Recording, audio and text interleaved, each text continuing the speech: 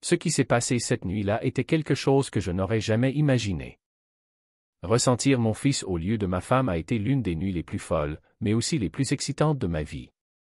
Cela a commencé comme n'importe quelle autre soirée tranquille à la maison. La maison portait son calme habituel après le dîner, le léger bourdonnement du lave-vaisselle en marche dans la cuisine et le subtil grincement du bois alors que la maison se posait pour la nuit. Je n'avais aucune idée que cette nuit-là allait changer à jamais ma vision de tout, ma vie, ma famille et même moi-même. Je m'appelle Peter, et jusqu'à récemment, je pensais avoir tout compris. J'ai 43 ans, un homme travailleur qui a construit une vie modeste mais heureuse pour moi-même. Ma femme Laura et moi sommes mariés depuis 18 ans, et bien que notre mariage ait connu des hauts et des bas, j'ai toujours cru que nous étions solides. Nous avons 2 enfants, ma fille Clara, qui est maintenant à l'université, et mon fils de 19 ans, Ethan, qui vit toujours à la maison en fréquentant un collège communautaire. Ethan a toujours été un garçon calme. Laura et moi plaisantions souvent en disant qu'il était l'opposé du tourbillon de Clara, car là où elle était toute énergie et feu, Ethan préférait rester dans sa chambre à lire ou à bricoler avec tout nouveau projet qui l'intéressait. Au fil des années, je m'inquiétais parfois qu'il se sente un peu éclipsé par sa sœur ou même par Laura et moi. Mais chaque fois que je lui posais la question, il souriait et me rassurait en disant qu'il allait bien. Mais à mesure qu'il grandissait, j'ai remarqué de petits changements chez lui. Il semblait plus renfermé, et ses sourires timides étaient devenus des regards fuyants. Il y avait des moments où je le surprenais à me regarder, ses yeux reflétant quelque chose que je ne pouvais pas saisir, quelque chose de curieux, presque interrogatif. Je l'attribuais à l'embarras de l'adolescence et ne m'en préoccupais pas trop. Laura était partie pour quelques jours lors de l'un de ses nombreux voyages professionnels. Elle travaillait pour une entreprise d'événements et voyageait fréquemment pour des conférences et des sessions de planification. Ce n'était rien d'extraordinaire et j'avais pris l'habitude de m'occuper de tout pendant son absence. Clara était occupée avec ses études, donc il n'y avait que Ethan et moi à la maison. La première nuit après le départ de Laura, Ethan semblait plus calme que d'habitude. Nous avons dîné ensemble, et j'ai essayé de lancer une conversation en lui demandant des nouvelles de l'école et de son dernier projet, un modèle 3D qu'il imprimait depuis des semaines. Il répondait poliment mais avec peu de mots, ses yeux fuyant les miens puis se détournant, comme s'il était nerveux à propos de quelque chose. « Ça va, mon grand ?» lui ai-je demandé, fronçant les sourcils. « Tu es plutôt silencieux ce soir. » Il m'a offert un petit sourire, mais il ne parvenait pas à atteindre ses yeux. « Oui, ça va, je suis juste fatigué, je crois. » Je n'ai pas insisté. Ethan a toujours été plus réservé et j'ai supposé qu'il s'ouvrirait s'il y avait vraiment quelque chose qui le dérangeait. Je n'ai pas mentionné le sujet, et je suis allé me coucher comme d'habitude.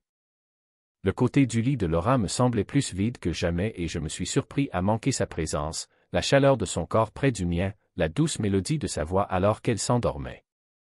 J'ai éteint les lumières, fermé les yeux et laissé le son rythmique de la maison me bercer dans le sommeil. Au milieu de la nuit, je me suis réveillé au bruit léger de la porte de la chambre qui s'ouvrait. Je plissai les yeux dans l'obscurité, mon cœur ratant un battement. La chambre était silencieuse, à part le bruit de ma propre respiration et le léger froissement de tissu alors que quelqu'un s'approchait. « Laura » murmurai-je, ma voix pâteuse de sommeil. Ma première pensée fut qu'elle était rentrée plus tôt, me surprenant. La silhouette ne répondit pas. Au lieu de cela, le matelas se tassa légèrement lorsque la personne s'assit sur le bord du lit. Mon esprit embrumé essaya de reconstituer ce qui se passait, mais avant que je puisse pleinement m'éveiller, je sentis une main douce se poser sur le haut de ma jambe. C'était un geste si familier, la main de Laura sur mon bras ou ma jambe, sa façon de me rassurer, de me dire qu'elle était là. Mais quelque chose me paraissait étrange. La main resta trop longtemps, le toucher trop hésitant, comme si la personne essayait d'imiter ses gestes sans vraiment savoir comment. J'ouvris les yeux, ma vision s'ajustant à la faible lueur de la lune qui passait par les rideaux. Ce que je vis me fit arrêter net. Assis près de moi, ce n'était pas Laura. C'était Ethan. « Ethan, dis-je, ma voix un mélange de confusion et d'alarme. Que fais-tu ici? » Il ne bougea pas, sa main toujours posée légèrement sur mon bras. Son visage était partiellement dans l'ombre, mais je pouvais voir la nervosité dans ses yeux. « Ses lèvres s'ouvrirent comme s'il voulait dire quelque chose, mais aucun mot ne sortit. « Tout va bien, demandai-je, m'asseyant maintenant. Mon pouls battait la chamade et je pouvais sentir la chaleur de sa main à travers le tissu de ma chemise. « Pourquoi tu es? »« Père, m'interrompit-il, sa voix à peine un murmure. Je ne voulais pas te réveiller. » Je fronçai les sourcils, ma confusion grandissant. « Alors pourquoi? » Il hésita, sa main se retirant alors qu'il baissait les yeux vers le sol. « Je ne sais pas, dit-il doucement.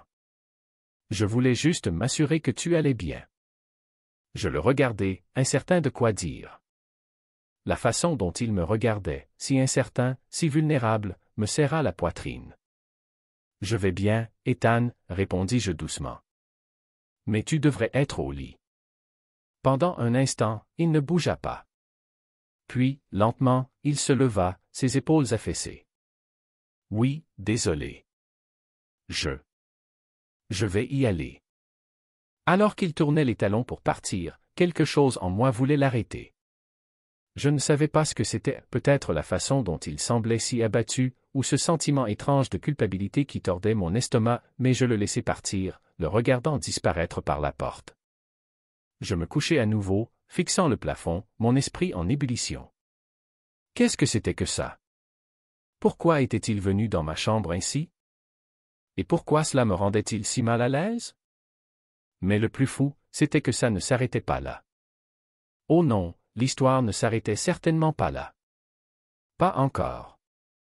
Le lendemain matin, je me réveillai plus tôt que d'habitude. J'avais à peine dormi après la visite inattendue d'Ethan, mon esprit incapable de se calmer.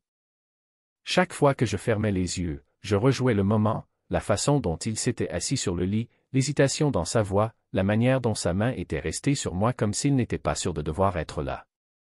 C'était perturbant, mais pas de la manière à laquelle je m'attendais. Je chassai ces pensées en me préparant pour la journée. Lorsque je descendis, Ethan était déjà à la table, buvant son café et scrollant sur son téléphone. Il releva les yeux lorsque j'entrai, son expression lisible, mais il y avait une raideur dans sa posture qui n'y était pas avant. « Bonjour, dis-je, essayant de garder un ton léger.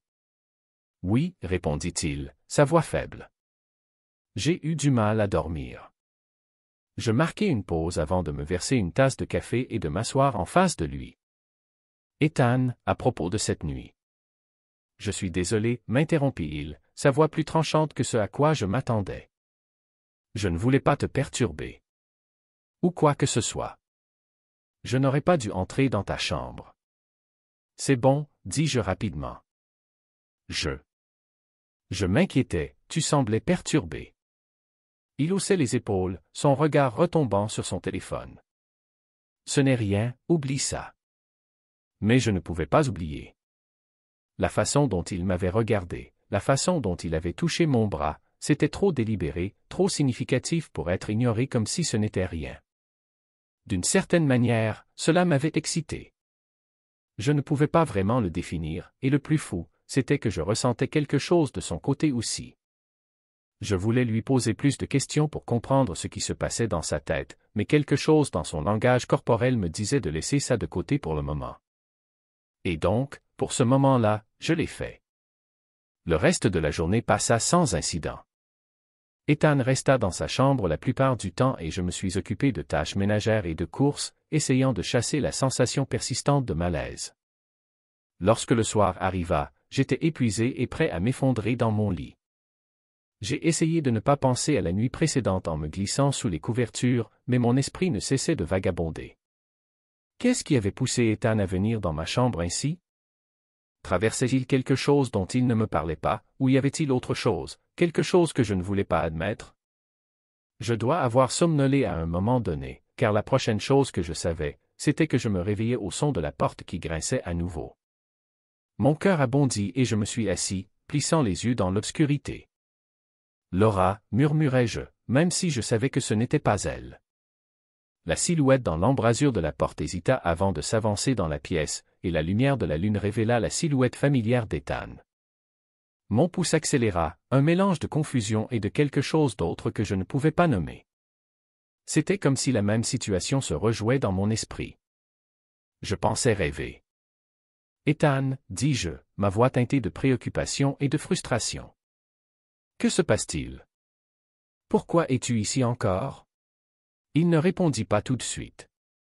Au lieu de cela, il s'approcha du lit et s'assit sur le bord, exactement comme la nuit précédente. Il portait un t-shirt ample et un pantalon de survêtement, ses cheveux en bataille à cause du sommeil, et il y avait une vulnérabilité dans sa posture qui tiraillait quelque chose au fond de moi. Je suis désolé, dit-il doucement, ses yeux fixés sur le sol. Je sais que c'est bizarre, je ne voulais pas être seul. Pourquoi, demandai-je, ma voix maintenant plus douce. Que se passe-t-il, Ethan? Tu peux me parler. Il hésita, ses doigts jouant avec l'ourlet de son t-shirt. Je ne sais pas, avoua-t-il. C'est juste que maman n'est pas là, Clara n'est pas ici, et la maison me semble tellement vide. Je suppose que je voulais. Je ne sais pas. Me sentir proche de quelqu'un. Ces mots m'atteignirent plus fort que prévu. J'avais été tellement concentré sur ma propre solitude en l'absence de Laura que je n'avais pas pris en compte comment cela pouvait affecter Ethan. Il avait toujours été calme et réservé, mais peut-être que c'était sa façon de faire face aux mêmes sentiments avec lesquels je luttais. C'est bon, dis-je, posant une main sur son épaule. Tu n'es pas seul, Ethan, je suis là. Il leva les yeux vers moi, ses yeux cherchant les miens, et pendant un moment, l'air entre nous sembla chargé de quelque chose que je ne pouvais pas expliquer. Je lui donnai une pression rassurante sur l'épaule et souris, essayant de détendre l'atmosphère. Allez, dis-je en tapotant le lit. Si ça t'aide, tu peux rester ici un moment, mais tu dois promettre de dormir vraiment, d'accord? Je ne savais pas pourquoi j'avais dit ça, parce que d'une certaine manière, j'avais aussi l'impression que je ne voulais pas dormir, moi non plus. Il hocha la tête, un petit sourire brisant son expression nerveuse. D'accord, merci papa.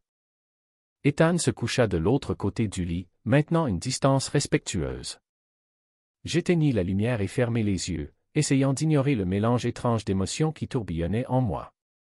La chambre était silencieuse, à part le son de nos respirations, et je pouvais sentir sa présence à côté de moi, comme une pulsation chaude et régulière. À un moment donné, je m'endormis, mais c'était un sommeil agité. Je me réveillai à nouveau en pleine nuit, mes sens en alerte. Je n'étais pas sûr de ce qui m'avait réveillé au début, mais puis je l'ai ressenti, une légère touche hésitante sur mon bras. « Ethan » murmurai-je, ma voix encore ensommeillée. Il ne répondit pas, mais sa main resta là, frôlant doucement ma peau. C'était un geste si tendre et délibéré que ma respiration se coupa dans ma gorge. Mon esprit criait de dire quelque chose, d'arrêter ça avant que ça n'aille plus loin, mais mon corps refusait de bouger. « Papa » murmura-t-il, sa voix à peine audible. « Je suis désolé, je ne sais pas. » Je tournai la tête pour le regarder, mon cœur battant la chamade dans ma poitrine.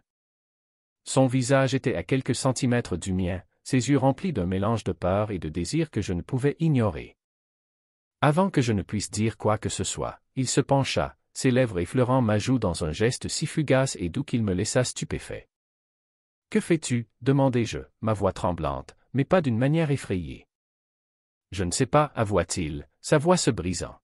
« Je ne sais pas. » La pièce était remplie de tension, le silence s'étirant entre nous comme un fil tendu. Je voulais dire quelque chose pour briser le sort, mais j'étais figé, mes pensées trop rapides pour en faire sens. Ethan se recula légèrement, son expression un mélange de honte et de désespoir. « Je suis désolé » chuchota-t-il, sa voix se brisant. « Je n'aurais pas dû faire ça. Je vais partir. » Avant que je ne puisse répondre, il était parti, disparaissant dans l'obscurité et me laissant seul avec le poids accablant de ce qui venait de se passer. Je pense qu'il ne savait pas que cela ne m'avait pas dérangé, en fait, j'avais bien aimé ça. Lorsqu'il partit, je savais maintenant que je voulais en avoir plus. Je n'avais jamais vécu ça, mais pour l'instant, je décidais de l'ignorer et de l'inviter à dormir avec moi encore demain, puis peut-être d'en discuter. Et ainsi je fis. Le jour suivant, je n'arrivais à me concentrer sur rien.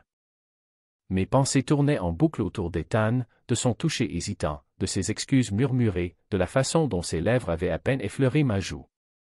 C'était trop étrange, et pourtant il était impossible de l'ignorer. Ethan m'évita toute la matinée. Il resta dans sa chambre avec la porte fermée et je n'eus pas le courage de frapper. Je me disais qu'il avait probablement besoin d'espace pour traiter ce qui venait de se passer, et honnêtement, moi aussi. Mais à mesure que les heures passaient, la tension dans la maison devenait insupportable. Vers l'après-midi, je n'en pouvais plus. Je me suis retrouvé debout devant sa porte, ma main flottant à quelques centimètres du bois. Un moment, j'ai envisagé de partir, mais ensuite, j'ai frappé doucement. « Ethan » appelai-je, essayant de garder ma voix stable. « On peut parler. » Il y eut une longue pause avant d'entendre ses pas approcher. Lorsqu'il ouvrit la porte, il avait changé.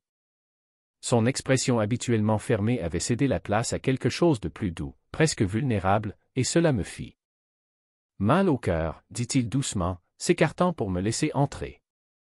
Je suis entré dans sa chambre, prenant un instant pour regarder autour de moi. C'était propre et ordonné, tout comme lui, mais une hésitation planait dans l'espace. Il me fit signe de m'asseoir sur le lit, et j'obtempérai, bien que mes nerfs me hurlaient de partir. Je voulais juste prendre des nouvelles, dis-je après un moment, à propos d'hier soir. Il grimaça, ses épaules se recroquevillant légèrement. Je suis désolé, dit-il rapidement. Je sais que c'était bizarre. Je n'aurais pas dû. Ethan, l'interrompis-je en levant la main. C'est bon. Je ne suis pas en colère. J'ai besoin de comprendre ce qui se passe, et je veux te dire quelque chose. Il hésita, ses mains s'agitant sur ses genoux. Je ne sais pas, admit-il finalement. Je suppose que je me sens vraiment seul parfois, et quand maman est partie, c'est comme. Je ne sais pas, comme si la maison était vide, même avec toi ici. Ces mots me frappèrent plus fort que prévu. J'avais toujours essayé d'être un bon père, mais l'entendre dire qu'il se sentait seul, ça piquait. Ethan, je suis désolé si je t'ai fait de sentir comme ça, dis-je doucement. Tu n'es pas seul, d'accord? Je suis là pour toi, toujours. Il hocha la tête, mais son regard resta fixé sur le sol. Je sais. C'est juste. Ce n'est pas la même chose. Que veux-tu dire? Demandai-je en me penchant légèrement. Il prit une profonde inspiration, ses mains se serrant en poing. C'est difficile à expliquer, dit-il, sa voix à peine audible. C'est comme si je voulais être proche de toi, mais pas de la manière dont je suis censé l'être, et je ne sais pas quoi faire avec ça. Ces mots restèrent en suspens dans l'air, lourds et bruts, et je sentis mon estomac se tordre. Je ne savais pas comment répondre. Une partie de moi voulait ignorer ça, lui dire que ce n'était qu'une phase, mais une autre partie, celle que je ne voulais pas reconnaître, ressentait une attraction inexplicable envers lui. Ethan, commençai-je prudemment. Je pense que tu es confus. C'est normal de se sentir. Je ne suis pas confus, dit-il fermement, me coupant. Ses yeux rencontrèrent les miens, puis se remplirent d'une intensité tranquille qui fit mon cœur manquer un battement. Je sais ce que je ressens, et je sais que ce n'est pas normal, mais je ne peux pas m'en empêcher. J'ouvris la bouche pour répondre, mais les mots ne vinrent pas. Au lieu de cela, nous restâmes assis en silence, le poids de sa confession pesant sur nous comme une force physique. Je voulais le réconforter, lui dire que ça irait, mais je ne savais pas comment. C'était un territoire inconnu, et j'étais complètement perdu. Je ne lui avais toujours pas dit ce que je ressentais, mais ce qui allait arriver allait bouleverser l'histoire de façon incroyable. Cette nuit-là, j'ai essayé d'agir comme si tout était normal. Nous avons dîné ensemble, parlant de choses banales comme l'école et le travail, mais une tension tacite planait entre nous, que ni l'un ni l'autre n'abordait. Je pouvais sentir ses yeux sur moi chaque fois que je détournais le regard, et cela me faisait frissonner d'un mélange de malaise et de quelque chose d'autre que je ne pouvais nommer. Je voulais lui demander de me rejoindre pour la nuit, mais quand j'ai essayé, je n'ai pas pu ouvrir la bouche. Quand je suis finalement allé me coucher, je n'arrivais pas à me défaire du sentiment que la nuit n'était pas finie. J'étais allongé dans le noir, fixant le plafond tandis que mes pensées s'emballaient. Les mots d'Ethan résonnaient dans mon esprit, sa voix remplie de tant de vulnérabilité et de désir que cela me coupait le souffle. Et alors, je suis sorti du lit, et je suis allé directement dans la chambre d'Ethan. Il était toujours éveillé. « Ethan » murmurai-je. Il ne répondit pas tout de suite, mais je savais qu'il m'avait entendu. Ethan, aimerais-tu te joindre à moi pour la nuit? Tu es sûr, papa, dit-il. Oui, mon fils. J'adorerais. Et c'est ce qu'il fit, sans aucune hésitation, et il grimpa directement sur mon lit, son poids faisant légèrement s'affaisser le matelas. Il s'assit là un instant, ses mains posées sur ses genoux, avant qu'il ne tende la main et ne la pose sur mon bras quand je suis aussi monté sur le lit. Papa, dit-il doucement, sa voix tremblante, s'il te plaît, excite-moi comme une maman. Je le regardai fixement, mon esprit me criant d'arrêter ça, de dire quelque chose, n'importe quoi qui mettrait fin à ce qui se passait, mais je ne pouvais pas. Le regard dans ses yeux, l'émotion brute dans sa voix, cela me rendait complètement impuissant. Ethan, ce n'est pas, commençai-je, mais il me coupa. Non, murmura-t-il, sa main se resserrant sur mon bras. Laisse-moi juste rester, s'il te plaît. J'avalai difficilement, ma gorge sèche. D'accord, dis-je finalement, ma voix tremblante, mais nous devons en parler ce matin. Il hocha la tête, un petit sourire tirant les coins de ses lèvres. Merci, murmura-t-il en s'allongeant à côté de moi.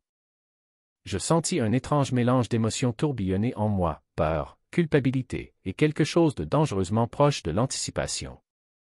Je ne savais pas ce qui se passait entre nous, mais je savais une chose avec certitude, ce n'était pas terminé. Je me retournai, et nos yeux se rencontrèrent immédiatement. Il y avait une tension à laquelle nous ne pouvions tous les deux résister. Nous savions tous les deux ce qui allait se passer.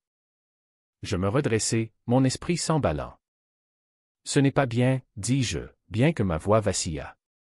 Tu dois retourner dans ta chambre. Je ne veux pas, dit-il, ses yeux se fixant sur les miens. Je me fiche que ce soit mal.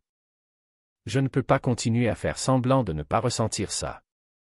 Avant que je ne puisse répondre, il tendit la main, effleurant ma joue.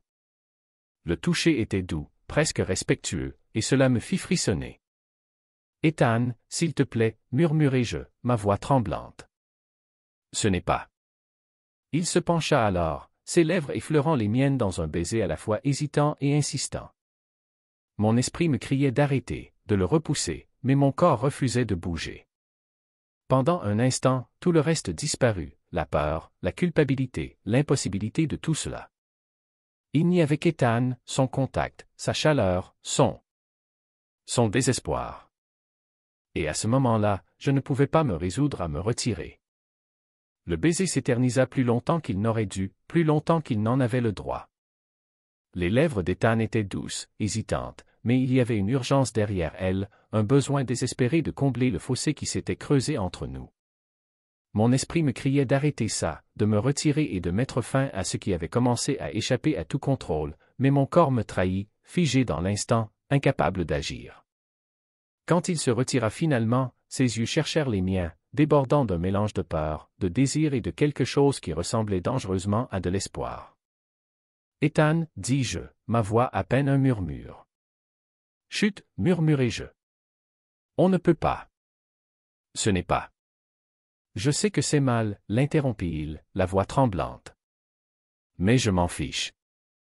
Je ne peux pas continuer à faire semblant, papa. Je ne peux pas continuer à cacher ce que je ressens. Tu ne penses pas ça, dis-je en secouant la tête. Tu es confus. Ce n'est pas réel. C'est réel, dit-il fermement, ses yeux se fixant sur les miens.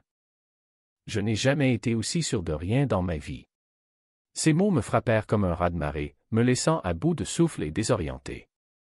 Je voulais argumenter, lui dire qu'il se trompait, mais la conviction dans sa voix, l'honnêteté brute dans son regard, rendait impossible de nier qu'il croyait vraiment à ce qu'il disait.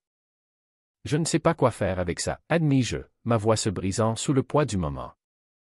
Je ne sais pas comment arranger ça. Tu n'as rien à arranger, dit-il en tendant la main pour prendre la mienne. Son toucher était chaud, rassurant, et cela fit accélérer mon pouls malgré mon bon sens. Je retirai ma main, ma poitrine se serrant d'un mélange de peur et de culpabilité. Ethan, il ne s'agit pas de ce que je veux. Il s'agit de ce qui est juste, et ça. Ce n'est pas juste. Il baissa les yeux, ses épaules s'affaissant de défaite. Je sais que tu penses ça, dit-il doucement, mais je sais aussi que tu ne le crois pas vraiment. Pas complètement. Ces mots restèrent en suspens dans l'air, lourds et inébranlables, et je ressentis un pincement de quelque chose que je ne pouvais pas tout à fait nommer. Était-ce de la culpabilité, de la honte, ou était-ce la terrifiante réalisation qu'une partie de moi ne voulait pas le repousser? Je restai silencieux un instant, une certaine excitation me submergea. Je le regardai dans les yeux, et je crois qu'il le remarqua aussi. Tout à coup, toute la tension se transforma en quelque chose de bien différent de ce dont parlait notre conversation. Mais à la façon dont il bougea rapidement, je savais avec certitude que nous avions tous les deux ressenti cela ces derniers jours. Le baiser avait éveillé quelque chose en moi que je ne pouvais ignorer. Après un silence bien trop long, je dis « Embrasse-moi encore, Ethan. » Quoi, dit-il, surpris. Fais-le, Ethan. Comme tu l'as mentionné plus tôt, fais comme maman ferait. Je ne me retins plus du tout. Tout d'un coup, quelque chose avait changé en moi, et je ne retins plus rien. Ethan se pencha vers moi et nous nous embrassâmes à nouveau, cette fois différemment, mieux, plus intensément. Pendant qu'il m'embrassait, il me saisit à des endroits où Laura le ferait aussi. Cela passa du baiser à plus, et de mal en pire. Je ne pouvais pas l'arrêter. Je ne voulais pas que ça s'arrête. Je ne vais pas entrer dans les détails, mais je peux vous dire que c'était incroyable, intense, sensible et de son côté, je pense, un peu blessant. Je ne sais pas pourquoi, mais il avait pris son rôle de Laura très au sérieux. Je pouvais le remarquer à la façon dont il prononça mon nom après que j'ai terminé. Il était allongé là, nous ne savions tous les deux pas ce qui venait de se passer. « Tu vas bien, mon fils ?» je dis. « Oui, papa. »« Ne t'inquiète pas pour moi. Laisse-moi aller aux toilettes un instant et allons simplement dormir. » C'est la dernière partie dont je me souviens clairement. Je pense que je me suis assoupi quand il était aux toilettes. Le matin suivant, je me suis levé tôt, pensant à ce qui s'était passé la nuit dernière. J'étais à la moitié de mon café quand j'ai entendu des pas dans l'escalier. Je n'ai pas eu besoin de me retourner pour savoir que c'était Ethan. Sa présence semblait remplir la pièce avant même qu'il ne dise un mot. « Bonjour », dit-il doucement, sa voix hésitante. Je me suis tourné vers lui, offrant un petit sourire. Café du matin sur le comptoir. Il hocha la tête, s'approchant pour se servir une tasse. Pendant un instant, nous sommes restés en silence, la tension entre nous palpable. Finalement, je n'en pouvais plus. « Ethan, commençai-je, en posant ma tasse. Nous devons parler. » Il se raidit, ses épaules se tendant alors qu'il se tournait vers moi. « À propos d'hier soir, demanda-t-il, sa voix à peine un murmure. »« À propos de tout, dis-je. J'ai besoin de comprendre ce qui se passe avec toi. Ce qui se passe avec nous. » Il hésita, son regard tombant sur le sol. « Je ne sais pas, admit-il. J'ai juste. Je me suis senti comme si je retenais ça depuis si longtemps, et je ne pouvais plus. Je sais que c'est mal, papa, je le sais, mais je ne peux pas m'empêcher de ressentir ça. » Ces mots me frappèrent comme un coup de poing dans l'estomac. Je voulais lui dire qu'il se trompait, qu'il ne ressentait pas vraiment ça, mais le regard dans ses yeux me disait le contraire. Ce n'était pas une pensée passagère ou une confusion adolescente. C'était quelque chose de plus profond, quelque chose qui me faisait plus peur que je ne voulais l'admettre. « Ethan, dis-je doucement. J'ai besoin que tu comprennes que ça. Ce que tu ressens, c'est compliqué, et ce n'est pas quelque chose sur lequel nous pouvons simplement agir. » Il hocha la tête, son expression douloureuse. « Je sais, dit-il doucement, mais ça ne le fait pas disparaître. » La pièce retomba dans le silence, le poids de sa confession planant entre nous comme un épais brouillard. Je voulais le réconforter, lui dire que tout irait bien, mais je ne savais pas comment. C'était un territoire inconnu, et j'avais l'impression de marcher sur une corde raide, à un faux pas de tomber. Le reste de la journée fut, c'est le moins qu'on puisse dire, gênant. Ethan est resté dans sa chambre la majeure partie du temps, et j'ai essayé de me distraire avec des tâches ménagères et des courses, mais mon esprit revenait sans cesse à lui. Chaque fois que je pensais à la façon dont il me regardait, si brute, si vulnérable, je sentais ma poitrine se serrer. Lorsque le soir arriva, alors que j'étais assis dans le salon, sirotant un verre de whisky, Ethan apparut dans l'embrasure de la porte. Il semblait hésitant, ses mains enfoncées dans ses poches, mais il y avait une détermination dans ses yeux qui fit battre mon cœur. « Je peux m'asseoir » demanda-t-il, sa voix basse. J'ai hoché la tête, incapable de trouver les mots pour refuser. Il s'approcha et s'assit sur le canapé à côté de moi, laissant un espace prudent entre nous. « Je suis désolé, dit-il après un long silence, d'avoir rendu les choses bizarres. Je ne voulais pas. Je ne savais juste pas comment gérer ça. Je sais, dis-je, ma voix douce. C'est bon. Nous allons trouver une solution. Il me regarda alors, ses yeux remplis de tant de vulnérabilité que cela me serra la poitrine. Tu me détestes, demanda-t-il, sa voix à peine audible. Bien sûr que non, dis-je immédiatement, posant une main sur son épaule. Je ne pourrai jamais te détester, Ethan. Tu es mon fils. Il tressaillit légèrement au mot, mais il ne se retira pas. Au lieu de cela, il se pencha sur mon toucher, ses épaules se relaxant pour la première fois depuis des jours. Je veux juste être proche de toi, dit-il, sa voix tremblante. Je me fiche de la façon dont je veux juste. J'ai besoin de toi. Ces mots ont brisé quelque chose en moi et je l'ai serré dans mes bras, le tenant fermement tandis qu'il enfouissait son visage dans mon épaule. Je suis là, ai-je murmuré, je serai toujours là.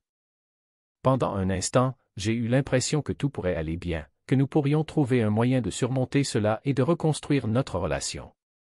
Mais quand il s'est reculé et m'a regardé, ses yeux brillants de larmes contenues, j'ai senti cette tension familière revenir.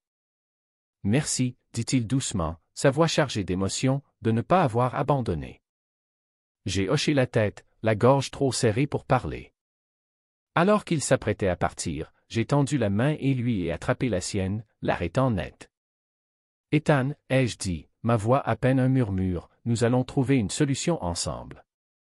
Il a souri, un petit sourire hésitant qui a envoyé une bouffée de chaleur dans ma poitrine. Je sais que nous le ferons, a-t-il dit, et tandis qu'il s'éloignait, je ne pouvais pas me défaire du sentiment que notre histoire était loin d'être terminée.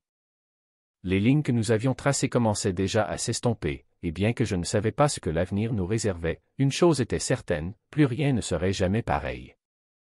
Une leçon de vie émouvante, l'amour sous toutes ses formes. Cher auditeur, l'histoire que vous venez d'entendre est un témoignage puissant de la complexité des relations humaines et de la force inattendue de l'amour, même dans des circonstances difficiles et inattendues. Elle nous pousse à réfléchir profondément sur plusieurs aspects essentiels de la vie. La solitude et le besoin de connexion. Au cœur de cette narration, on ressent la profonde solitude d'Ethan et son besoin criant d'une connexion authentique. Cela nous rappelle que, quelles que soient nos situations, chacun aspire à se sentir vu, compris et aimé. Il est crucial d'être attentif aux signaux de détresse de ceux qui nous entourent et d'offrir notre soutien, même si les mots ne viennent pas facilement. Le courage d'affronter l'inconnu. Le père et Ethan sont confrontés à des sentiments qui sortent des sentiers battus, des émotions qu'ils ne comprennent pas entièrement et qui les effraient. Pourtant, ils choisissent, à des moments clés, d'affronter cette confusion plutôt que de la fuir. C'est une leçon de courage. Accepter l'incertitude et les émotions complexes est souvent la première étape vers une résolution, quelle qu'elle soit. La communication est essentielle, même quand elle est difficile, bien que parsemée d'hésitation et de silence, l'histoire montre que la tentative de communiquer, même de manière imparfaite, est vitale.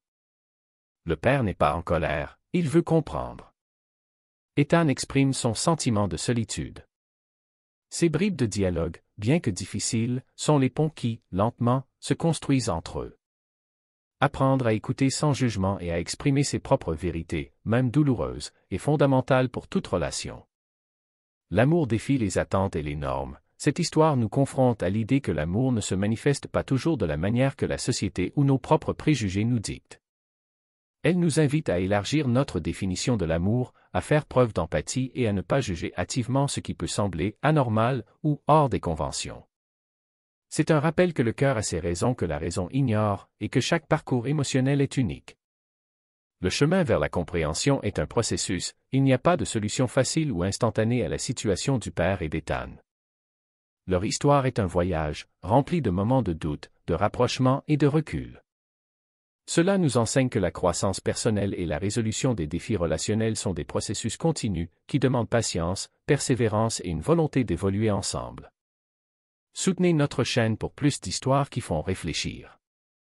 Si cette histoire vous a touché, aimé ou fait réfléchir, et si vous souhaitez continuer à explorer des récits profonds et porteurs de sens comme celui-ci, nous vous invitons chaleureusement à vous abonner à notre chaîne. Votre soutien est essentiel. Chaque abonnement, chaque j'aime et chaque commentaire nous aide à grandir et à partager davantage de contenu qui, nous l'espérons, vous apporteront des leçons de vie précieuses et de nouvelles perspectives.